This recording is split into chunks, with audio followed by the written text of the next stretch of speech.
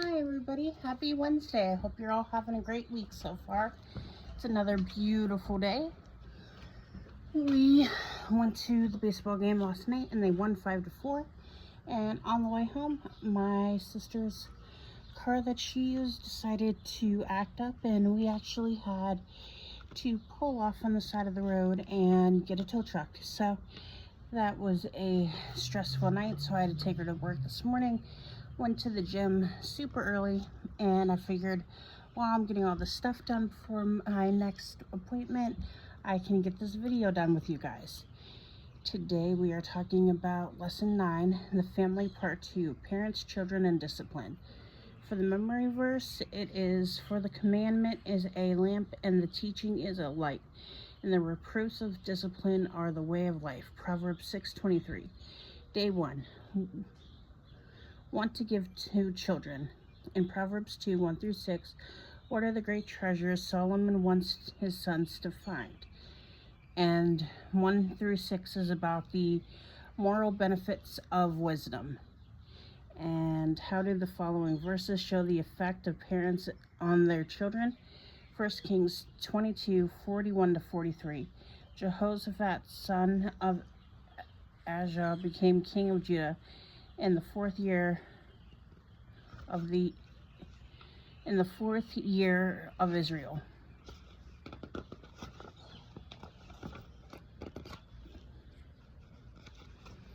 I'm trying to turn the page.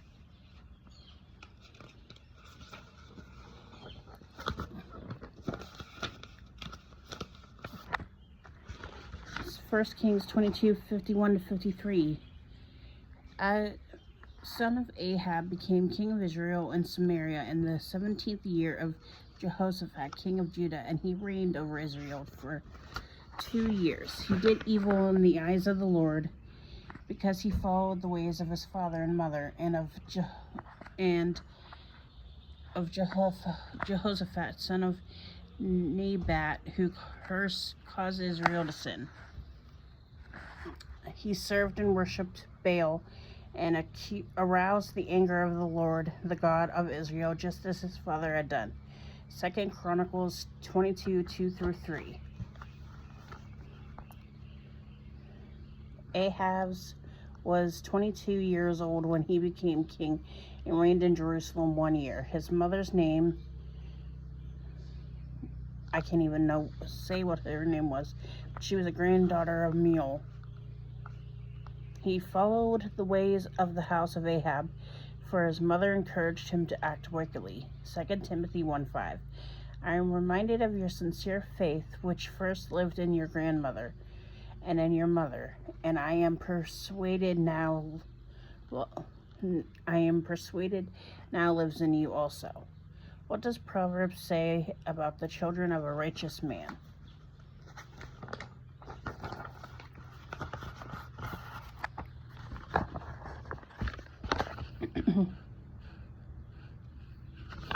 Proverbs 27, the righteous lead blameless lives. The righteous lead blameless lives. Blessed are their children after them. Proverbs 14:26, whoever fears the Lord has a secure fortress, and for their children it will be a refuge. What is Proverbs' picture of a family in which faith is taught and passed on? Proverbs 17:6, children's children are a crown to the aged, and parents are the pride of their children. Proverbs 23:24-25, the father of a righteous child has great joy. A man who fathers a wise son rejoices in him. May your father and mother rejoice. May she who gave you birth be joyful. Proverbs 31:28, her children arise and call her blessed. Her husband also, and he praises her. Day 2, the role of discipline. According to Proverbs 22:15, what is the problem? Folly is bound up in the heart of a child, but the rod of discipline will drive it far away.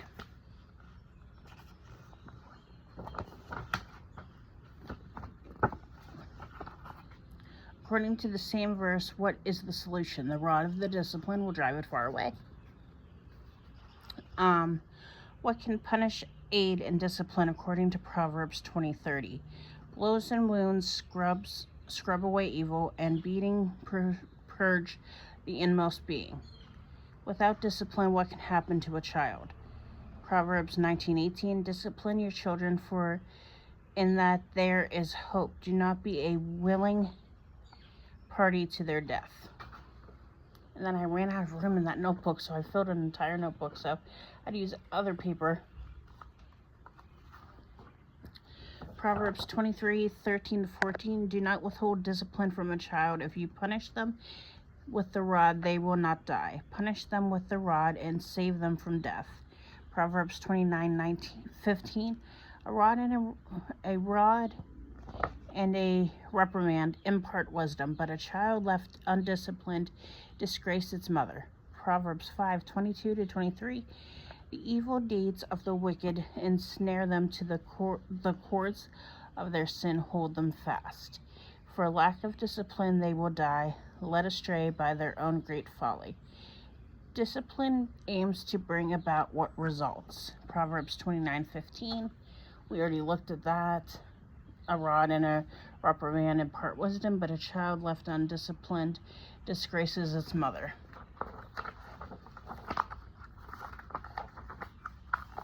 Proverbs 6:23.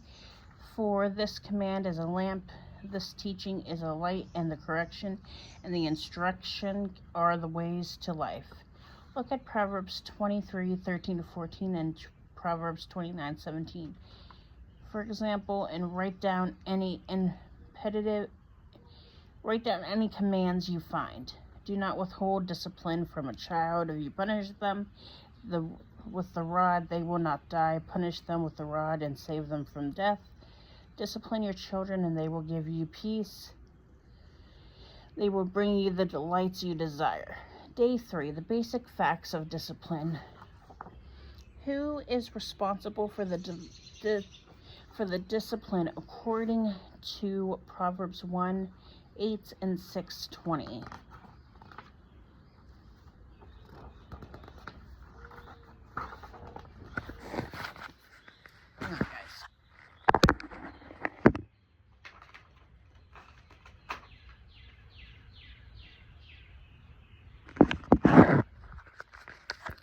Better, I had to fix that. Listen, my son, to your father's instruction, and do not forsake your mother's teaching. My son, keep your father's command, and do not forsake your mother's teaching. When should discipline begin? Proverbs 4:3-4. For I too was a son to my father, still tender and cherished by my mother. Then he taught me, and he said to me, take hold of my words with all your heart. Keep my commands, and you will live. Proverbs 22:6. Start children off on the way they should go, and even when they are old, they will not turn from it. Consider the manner of discipline.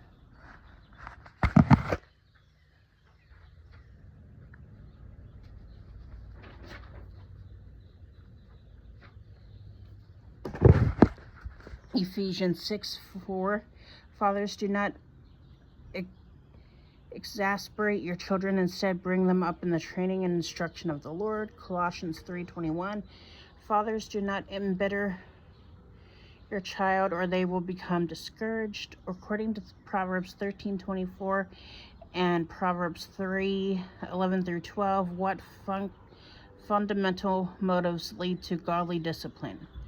Whoever spares the rod hates their children, but the one who loves their children is careful to discipline them. My son, do not despise the Lord's discipline, and do not resent his rebuke, because the Lord disciplines those he loves as a father, the son he delights in.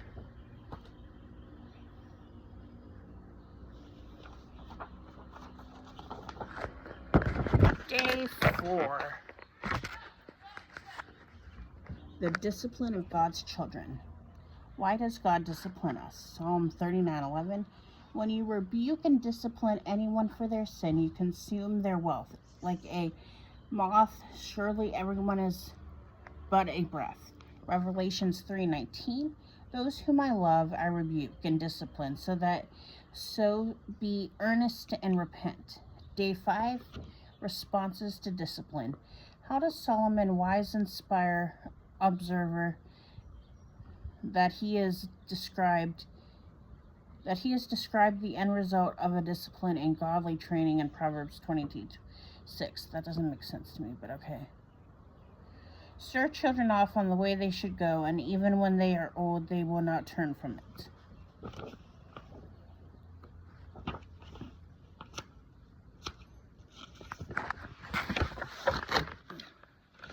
According to the following verses, how does Proverbs describe the positive versus the negative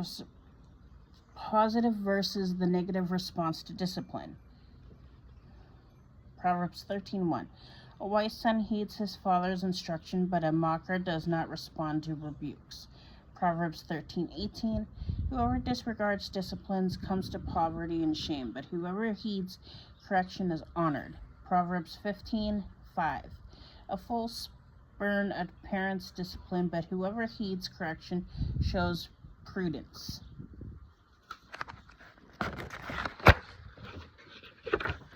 What do you observe about foolish children in the following verses? Proverbs 17:25. A foolish son brings grief to his father and bitterness to the mother who bore him. Proverbs 30:11-12. There are those who curse their fathers and do not bless their mothers, those who are pure in their own eyes and yet are not cleansed of their faith. What vivid ends does Proverbs picture for such children? Proverbs 20:20. If someone curses their father or mother, their lamp will be snuffed out in pitch darkness. Proverbs 30:17. The eye that mocks a father, that scorns an aged mother, will be pecked out by the